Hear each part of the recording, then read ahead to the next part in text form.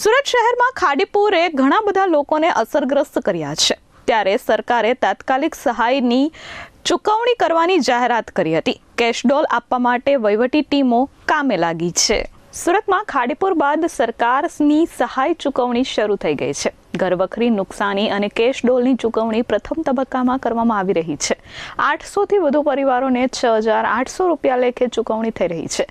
ગઈકાલે જ્યારે રાજ્યના મુખ્યમંત્રી ભૂપેન્દ્રભાઈ પટેલની અધ્યક્ષતામાં જે બેઠક મળી હતી અને ત્યારબાદ નિર્ણય લેવાયો હતો કે તાત્કાલિક ધોરણે સર્વે કરવામાં આવે અને પૂરગ્રસ્ત લોકોને તાત્કાલિક સહાય આપવામાં આવે, જેથી કરી મોડી રાત સુધી મેરેથોન બેઠકો ચાલી હતી અને ત્યારબાદ તાત્કાલિક સર્વે કરી રોકડ સહાય આપી દેવા માટે વહીવટી તંત્રની જુદી જુદી ટીમો મેદાનમાં ઉતારવામાં આવી હતી।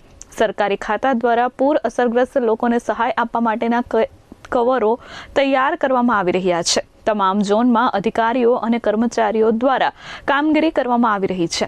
અસરગ્રસ્તોને તાત્કાલિક સહાય ચૂકવવાની તૈયારીઓ પૂરજોશમાં ચાલી રહી છે। Bureau report S24 news Surat.